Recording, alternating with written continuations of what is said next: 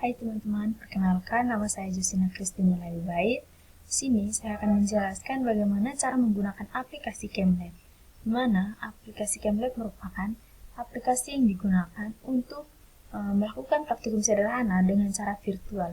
Nah, langsung saja kita melakukan praktikum sederhana menggunakan aplikasi ChemLab ini. Nah, pertama-tama kita masuk pada bagian aplikasi ChemLab-nya. Nah, setelah teman-teman sudah masuk, maka akan ditampilkan seperti ini. Lalu teman-teman klik saja pada bagian I agree. Nah, jika seperti ini, teman-teman tunggu. Nah, jika muncul lagi seperti ini, maka teman-teman langsung klik pada bagian close. Nah, teman-teman bisa lihat di sini ada beberapa bagian yang akan teman-teman bisa pilih untuk melakukan praktikum sederhana.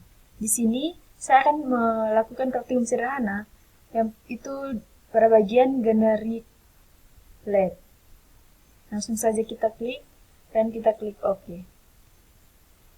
Nah, teman-teman, di sini teman-teman akan ditampilkan pada bagian introduction. Nah, pada bagian ini merupakan sedikit penjelasan mengenai praktikum generic lab ini. Selanjutnya ada juga observation, di mana observation ini merupakan suatu latihan atau post-test setelah teman-teman melakukan praktikum sederhana tersebut.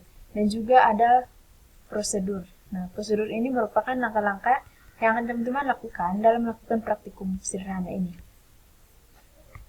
Nah, langsung saja kita masuk pada bagian praktikumnya.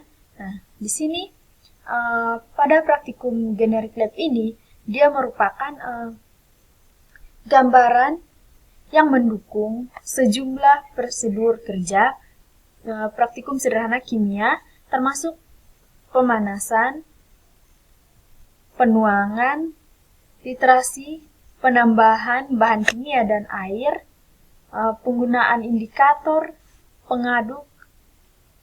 pengadukan, penimbangan, dan juga penyaringan. Nah, di sini pada bagian yang pertama ini dia adalah pour or decanting atau penuangan. Nah, jika teman-teman ingin menuangkan suatu larutan, maka teman-teman terlebih dahulu menyiapkan wadah yang akan teman-teman gunakan untuk mengisi larutan tersebut. Nah, di sini pada bagian atas tools pada bagian atas ini sudah ditampilkan beberapa alat. Nah, teman-teman bisa saja langsung pilih pada bagian tools atas ini. Di sini saya akan menggunakan glass beaker. Nah, di sini. Atau cara kedua, teman-teman bisa memilih peralatan laboratorium ini dengan cara mengklik pada bagian kanan. Lalu teman-teman langsung saja pilih pada bagian beaker. Nah, di sini akan tampil ukuran-ukuran glass beaker ini tergantung dari teman-teman ingin menggunakan glass beaker yang ukuran berapa. Nah, di sini karena saya membutuhkan ukurannya 100 ml, maka langsung saja kita klik pada bagian 100 ml. Nah, dia akan muncul seperti ini, sama seperti yang pertama. Nah, atau cara ketiga juga teman-teman bisa saja klik, masuk pada bagian equipment. Nah, setelah itu teman-teman langsung saja pilih pada bagian beaker dan pilih ukurannya.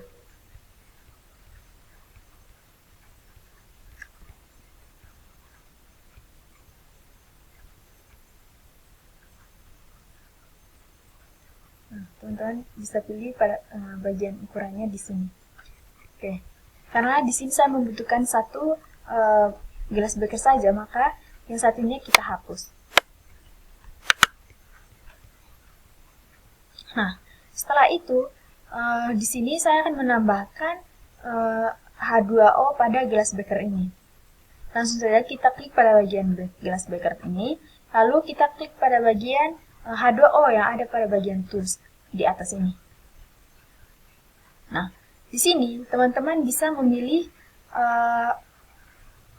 air yang akan teman-teman gunakan. Di sini ada air suling dan juga air es. Nah, teman-teman bisa memilih salah satu air yang akan teman-teman gunakan. Di sini saya akan menggunakan air suling saja.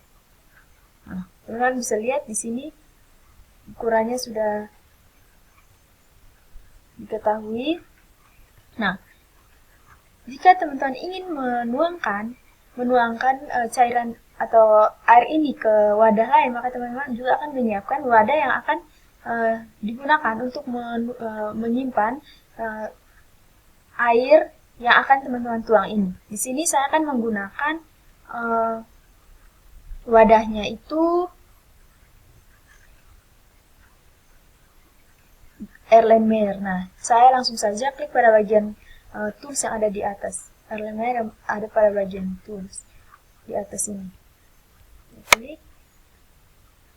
Nah, teman-teman juga bisa memilih alat dengan cara mengklik lagi pada bagian kanan, lalu teman-teman pilih pada bagian Erlenmeyer. Nah, di sini juga akan ditampilkan ukuran dari Erlenmeyer yang teman-teman akan gunakan, tergantung dari ukuran yang teman-teman butuhkan.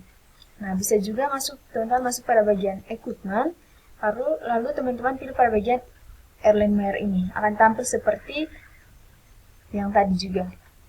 Nah, di sini teman-teman jika ingin menuangkannya, maka teman-teman pindahkan gelas beker ini ke bagian atas Erlenmeyer ini.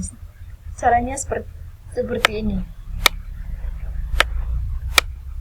Nah, jika sudah seperti ini, maka teman-teman langsung saja blok kedua wadah ini. Nah, kemudian teman-teman klik pada bagian arrange. Minta maaf, teman-teman klik pada bagian klik kanan.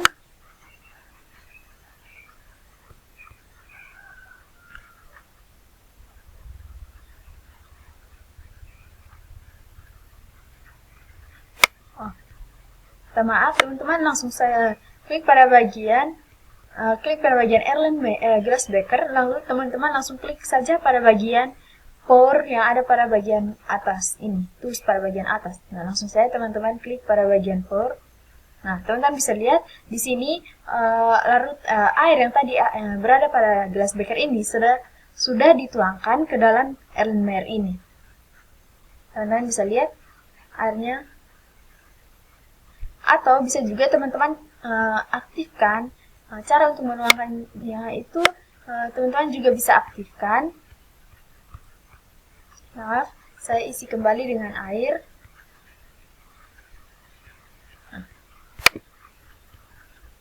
Teman-teman bisa saja klik pada bagian gelas bekernya. Setelah itu teman-teman klik kanan. Nah, di sini teman-teman bisa langsung saja pilih pour or decant. Nah, teman-teman langsung klik. Nah, teman-teman bisa lihat. Nah, larutannya sudah dia tuangkan ke gelas Erlenmeyer ini. Nah, itu saja teman-teman pada bagian yang dapat saya jelaskan pada bagian penuangan ini. Selanjutnya kita masuk pada yang kedua, itu prosedur yang kedua, yaitu heating atau pemanasan. Nah, di sini teman-teman sebelum melakukan pemanasan, maka saya akan menyiapkan wadah yang diisi dengan air untuk kita lakukan pemanasan. Di sini saya menggunakan wadahnya itu Erlenmeyer. Bisa juga teman-teman klik pada bagian kanan, lalu teman-teman langsung pilih pada bagian Erlenmeyer. Sini ukurannya bisa teman-teman pilih sendiri, atau bisa juga teman-teman klik pada bagian equipment, lalu teman-teman pilih pada bagian Erlenmeyer. Nah, di sini. Ukurannya juga teman-teman bisa sesuaikan dengan ukuran yang akan teman-teman gunakan. Nah, selanjutnya saya isi Erlenmeyer ini dengan H2O. Nah, di sini saya langsung saja pilih H2O yang ada pada bagian atas tools ini. Atau bisa juga dengan cara teman-teman ingin menambahkan H2O atau air ini, teman-teman bisa klik pada bagian chemicals. Nah, teman-teman klik lagi pada bagian all chemicals. Nah, di sini teman-teman akan ditampilkan beberapa bahan yang akan teman-teman gunakan. Namun karena di sini saya cuma menjelaskan cara pemanasannya, maka bahan yang saya gunakan yang tampil di sini hanyalah H2O. Langsung saja kita klik pada bagian H2O. Nah, di sini jangan lupa juga teman-teman masukkan volume atau ukuran air yang akan teman-teman gunakan. Di sini saya akan menggunakan 10 ml saja. Nah, langsung saja kita klik OK karena wadah yang kita gunakan itu masih wadah yang sama. Jika teman-teman ingin menambahkan atau menggunakan wadah yang baru, maka teman-teman langsung saja klik pada bagian Add New. Tapi di sini karena saya ingin menggunakan wadah yang sama, maka kita langsung saja klik pada bagian OK. Oke, nah teman-teman bisa lihat di sini airnya sudah bertambah. Nah, untuk memanaskannya, teman-teman bisa pilih alatnya, yaitu untuk memanaskannya itu Bunsen yang ada pada bagian atas tools ini. Nah, teman-teman langsung saja klik. Nah, jika tampil seperti ini, maka teman-teman atau bagian bawah Erlenmeyer ini. Nah, tampilannya seperti ini ya teman-teman. Atau bisa juga teman-teman jika ingin menampilkan Bunsen ini, jika dia tidak ada pada bagian tools atas, maka teman-teman langsung saja klik bagian kanan. Lalu teman-teman cari pada bagian Bunsen. Nah, maka akan muncul. Atau bisa juga teman-teman klik pada bagian equipment dan teman-teman langsung saja cari pada bagian Bunsen. Nah, seperti ini. Maka akan muncul Bunsen.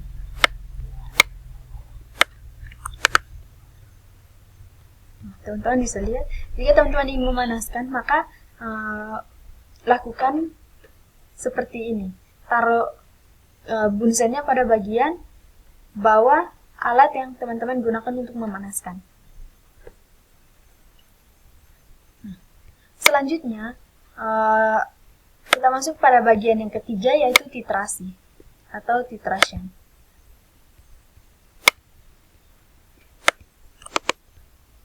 Oke. Nah, pada bagian titrasi ini, teman-teman bisa menggunakan alatnya, yaitu buret. Nah, teman-teman bisa langsung saja pilih pada bagian tools bagian atas ini.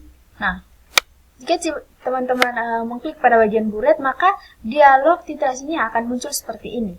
Nah, pada dialog titrasi ini, dia akan muncul hanya satu kali saja. Dan jika teman-teman menambahkan satu buret lagi, maka tetap dialog yang muncul itu hanya satu saja. Nah, contohnya seperti ini. Di sini saya akan menambahkan satu buret lagi. Nah, saya klik pada bagian kanan. Nah, di sini saya pilih pada bagian buret. Nah, ukurannya itu 550 ml. Nah, teman-teman bisa lihat. Nah, di sini karena saya kan sudah menambahkan satu buret lagi. Namun dialog titrasi yang muncul masih tetap satu. Nah, tadi kan saya sudah bilang berapa banyak buret yang kita tampilkan, maka dialog titrasinya itu yang muncul hanyalah satu saja.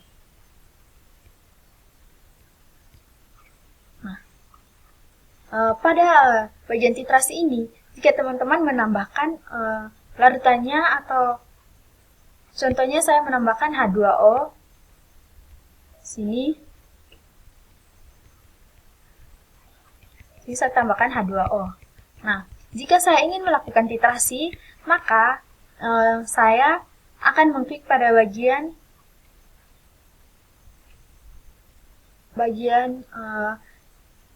kanan saya, bagian yang ini, segitiga bagian kanan saya ini, saya klik, maka titrasinya akan berlangsung. Nah, teman-teman bisa lihat.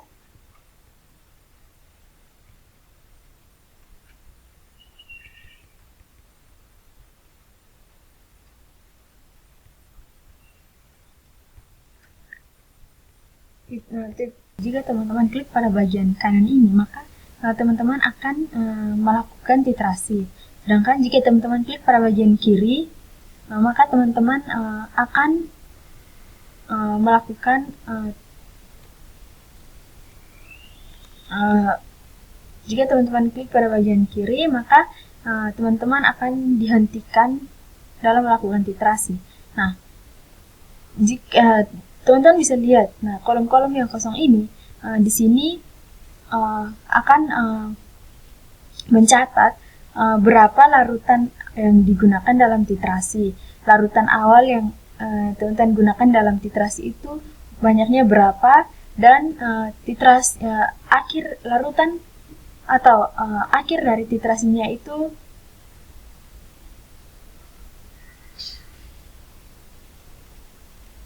atau sisa dari teman-teman melakukan titrasi itu larutannya berapa, banyaknya berapa. Nah, di sini akan dimunculkan semuanya di bagian kolom-kolom ini.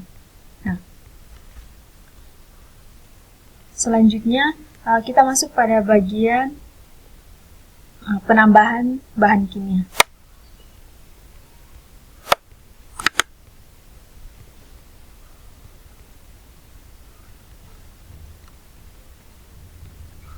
Masuk pada bagian penambahan bahan kimia. Di sini jika teman-teman ingin menambahkan bahan kimia, maka teman-teman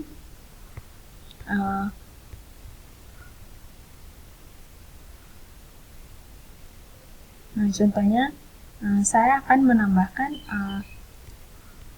menaruh bahan kimia pada wadah ini, wadah Florence Flask. Nah, di sini contohnya saya menambahkan H2O pada wadah Florence Flask ini. Nah, karena seperti ini.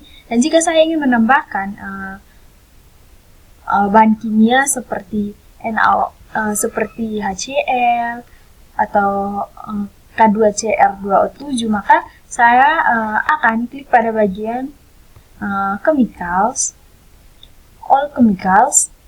Nah, sebenarnya di sini akan dimunculkan semua bahan-bahan yang akan teman-teman gunakan. Namun karena di sini saya cuma menjelaskan cara menambahkannya saja, maka di sini hanya terdapat H2O.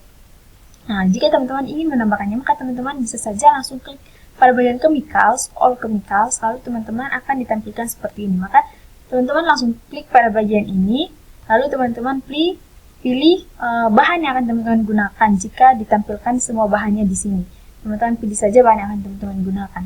Atau bisa juga teman-teman pilih pada bagian klik kanan, teman-teman aktifkan dulu bahannya, alatnya, kemudian teman-teman klik kanan, lalu pilih chemicals. Nah, akan tampil juga seperti ini. Nah, seperti itu teman-teman.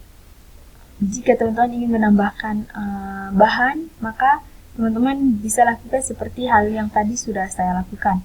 Nah, selanjutnya kita masuk pada bagian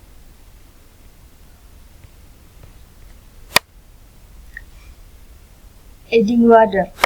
Nah, di sini adding water ini merupakan penambahan air. Nah, untuk penambahan airnya, teman-teman jika ingin menambahkan air, maka teman-teman memilih salah satu alat untuk sebagai wadah menyimpannya air. Teman-teman pilih satu wadah. Saya pilih di sini beaker. Sini saya pilih beaker. Nah, kemudian teman-teman isi beaker ini dengan air. Maka teman-teman bisa langsung saja aktifkan gelas beakernya. Lalu teman-teman langsung bisa pilih ini air yang ada pada bagian tools bagian atas ini. Di sini ada H2O. Maka teman-teman langsung saja klik pada bagian H2O-nya ini. Atau teman-teman pilih pada bagian add water-nya ini. Nah, di sini ada dua pilihan, teman-teman bisa gunakan air suling biasa dan juga air es.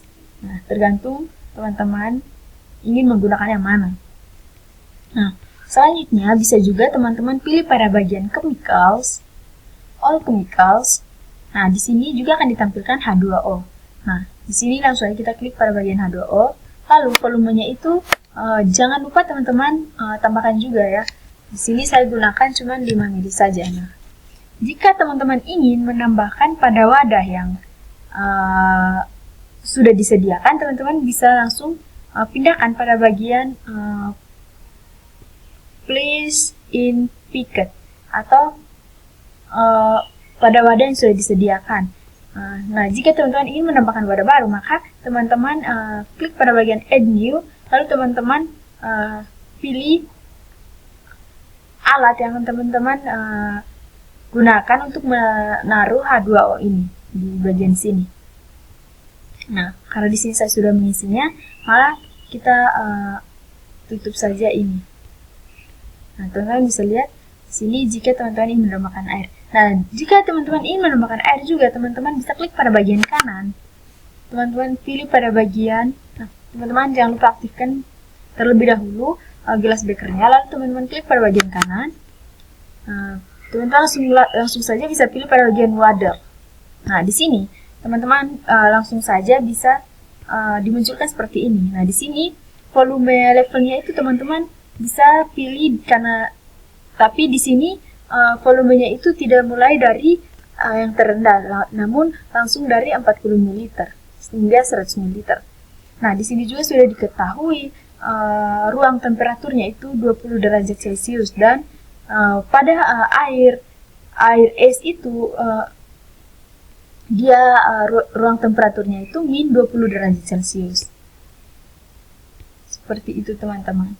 Nah, selanjutnya kita masuk pada prosedur kerja. Selanjutnya itu steering with a steering rod atau pengadukan. Nah, di sini jika saya ingin mengaduk suatu larutan atau mencampurkan dengan cara mengaduk, maka teman-teman bisa lakukan hal seperti ini. Di sini saya terlebih dahulu menyiapkan wadahnya itu gelas beker. Nah, gelas beker ini saya akan mengisinya dengan H2O atau air. Langsung saja saya klik pada bagian ini. Nah, di sini sudah terisi dengan air. Nah, jika teman-teman ingin mengaduknya, teman-teman bisa saja langsung klik pada bagian ini, steering rod yang ada pada bagian tools bagian atas. Langsung saja teman-teman klik. Nah, teman-teman bisa lihat di sini dia sudah melakukan pengadukan. Atau bisa juga teman-teman klik pada bagian kanan.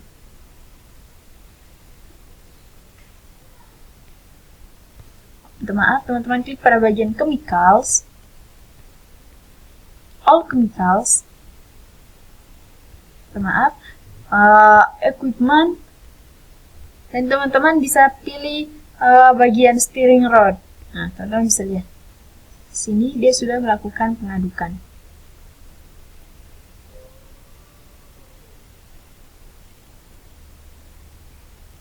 Nah, jika teman-teman melakukan pengadukan, teman-teman bisa memilih waktu pengadukannya itu berapa lama. Teman-teman bisa klik pada bagian kanan, lalu teman-teman klik pada bagian timer. Nah, sini. Maka timernya di sini akan berjalan. Teman-teman jika ingin membutuhkan berapa lama waktu yang teman-teman butuhkan, maka teman-teman bisa aktifkan timer ini. Selanjutnya itu kita masuk pada bagian langkah selanjutnya itu weight height. Itu dia merupakan penimbangan. Nah, untuk penimbangan ini teman-teman bisa siapkan watts glass yang kita isi dengan air. Kita isi dengan air. Teman-teman bisa lihat. Nah, jika kita ingin menimbangnya, maka teman-teman bisa pilih pada bagian bagian atas ini, bagian tools atas ini. Teman-teman bisa langsung saja klik pada bagian show height. Nah, di sini akan muncul seperti timbangan seperti ini. Nah, jika teman-teman ingin menimbangnya, maka teman-teman jangan lupa terlebih dahulu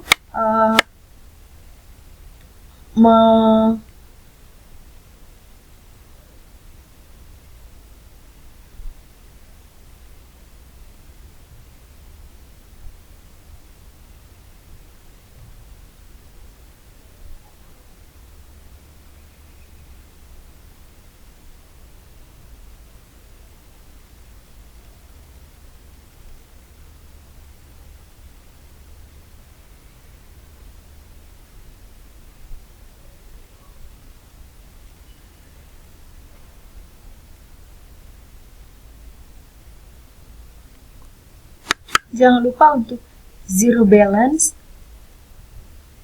Nah, di sini kita lakukan zero balance terlebih dahulu agar kita dapatkan hasil dari timbangannya itu yang lebih akurat. Nah, di sini langsung saja kita pindahkan wadah yang sudah berisi dengan air ini di atas timbangan tersebut. Timbangan. Nah, teman-teman bisa lihat. Nah, di sini teman-teman bisa lihat di sini beratnya itu 20 gram. Nah, atau bisa juga teman-teman lakukan cara yang kedua, yaitu dengan cara kita isi kembali wadahnya dengan air. Kemudian kita menggunakan timbangan, yaitu electronic balance ini. Nah, teman-teman bisa lihat di sini. Nah, teman-teman, sebelum kita timbang juga, kita lakukan zero balance juga. Nah, terlebih dahulu kita lakukan zero balance.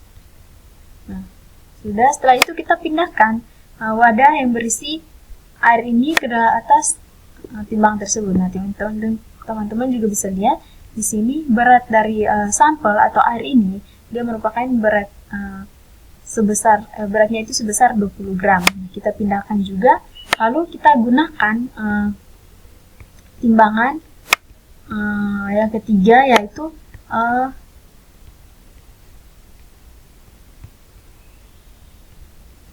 timbangan high sensitivity balance. Nah, teman-teman bisa lihat di sini muncul seperti ini. Jangan lupa juga sebelum kita menimbang, kita jangan lupa juga untuk melakukan zero balance terlebih dahulu. Kita lakukan zero balance dulu.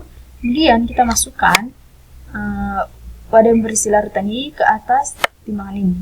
Nah, teman-teman bisa lihat di sini berat sampelnya itu 10 gram. Setelah ditimbang itu didapatkan 20 gram. Nah, jika teman-teman ingin melakukan penimbangan, maka teman-teman bisa langsung saja klik pada bagian atas tools ini, atau bisa juga teman-teman klik pada bagian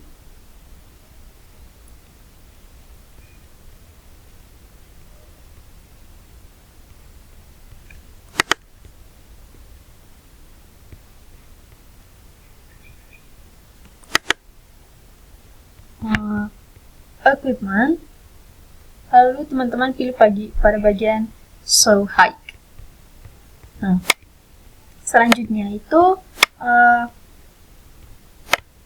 yaitu ada juga penyaringan.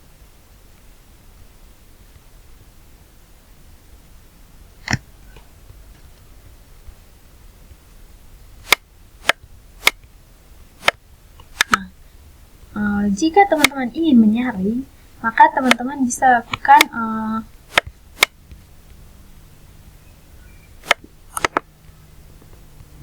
jika teman-teman ingin menyaring, maka teman-teman disediakan terlebih dahulu wadah yang digunakan untuk menyimpan larutan, dan juga wadah yang kita gunakan untuk kita melakukan penyaringan. Nah, teman-teman, di sini saya gunakan Florence Flask yang diisi dengan H2O. Nah, jika kita ingin menyaringnya, maka teman-teman bisa sediakan wadah, yaitu Erlenmeyer. Kemudian Erlenmeyer ini kita isi dengan tambahkan juga alatnya, yaitu penyaring atau corong. Kita langsung saya klik pada bagian ini, Wagner panel.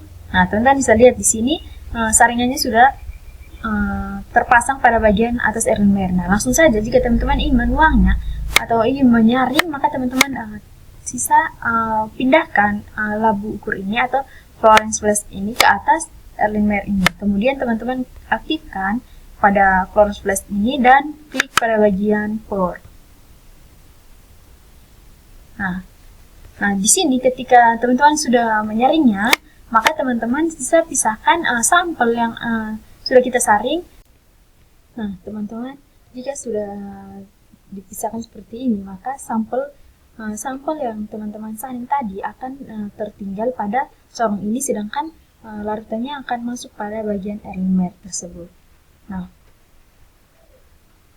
setelah sampelnya terpisah dari larutan tersebut. Maka jika teman-teman ingin memisahkan sampelnya, teman-teman bisa sediakan